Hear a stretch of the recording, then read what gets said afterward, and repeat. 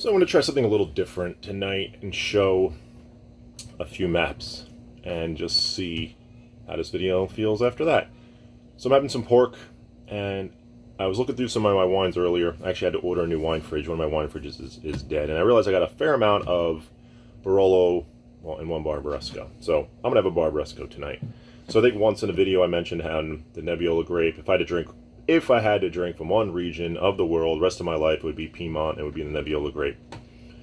So Barolo, Barbaresco being the two major ones, and then there's other ones from Piedmont. So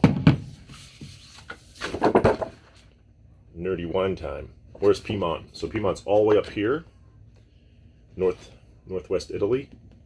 So this is the Italian wine map. All the regions are colored here.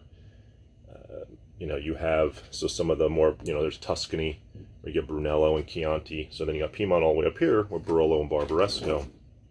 The area that I discovered recently was this Lombardy region up here. It also does Nebbiolo with the Valentina grapes that Valentina, the region, but Nebbiolo grapes that I just recently discovered. So up here, northwest, is where Piedmont is. And then within Piedmont, you have Barbaresco. Now it's a tiny little area. So Barbaresco's like right there. It's probably very difficult to see. But Barbaresco's right in there, that little tiny area. I even show it here. Maybe this isn't working like I wanted it to. But right there, Barbaresco. Tiny little region. And I guess it feels like the middle of Piedmont. And some of the other regions, like some of the areas that I've been mentioning, Gattinara, Gemay, they're up here in north. But that also makes some really good. Oh, Lasona, that was that mystery wine. So another region up there. And then some of the whites are down here. Barbera is also made in Piedmont. So anyway, I have all these wine maps. These maps I got from Wine Folly. Great website for all these maps. And I got them all laminated. That way I don't ever ruin them. But they were pretty good quality to begin with. But got them all laminated. So, little Barbaresco tonight. I didn't even open it yet, so. So this opener's for old wine corks that you really can't put the corkscrew through. But I use it for like all my corks now, just so I get better at using it. So I've gotten pretty decent at opening it. I think it's called it's the Asso. So here's this Barbaresco. So let's see, 2015, which I think is a really highly touted ripe vintage in Piedmont and Barbaresco. So it has exactly the color I expect.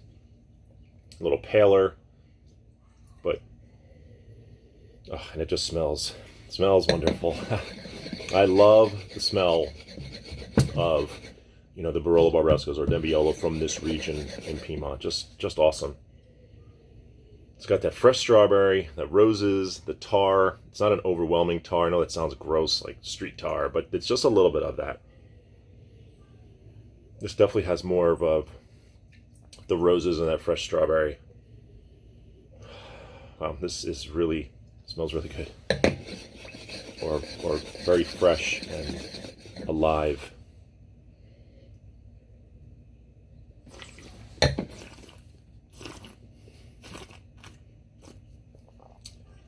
I love this wine. Oh, and the tannin. See, that's such long length. This wine's awesome. This wine is awesome. I don't know anything about this, but Monte Stefano, I'm pretty sure, is one of the vineyards within Barbaresco. So this is like a named vineyard. I think it's a pretty big one. Not that Barbaresco is a huge area. Wow, this wine's awesome. I don't know anything about this. I've never had this producer, but this is... So it's like 5 stars. I was talking about Vivino, and it's got great tannin. I'm still tasting it. I could still taste everything. It's still lingering. The finish is long. I'm like half speechless. This is so good.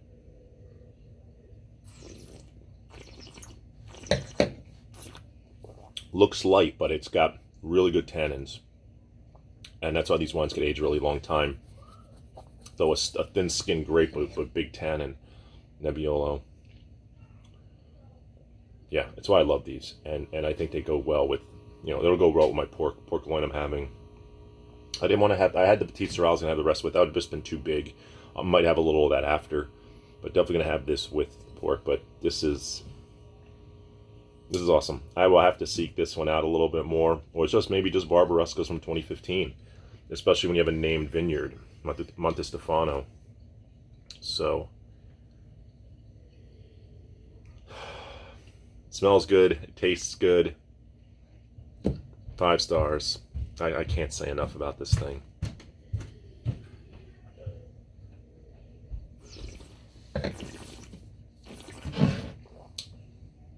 Awesome. Highly recommend. I mean, I just recommend pick a good year. You can look it up online. You know, Vintage Years and Wine Spectator. It's all public. 2015 is a good one out of Piedmont. You know, most of the last bunch of vintages with how climate shift has happened are all going to be pretty good. I think 2019 might not be a good one. Universally, it was a weird growing season. Honey didn't do well either. I might do a video on honey one day too. Anyway, Barolo Barbaresco in a good year. You just can't go wrong. And it's definitely something you should try. If you haven't, I love them. Like I said, if I had gun to my head, one region, one grape, this is it.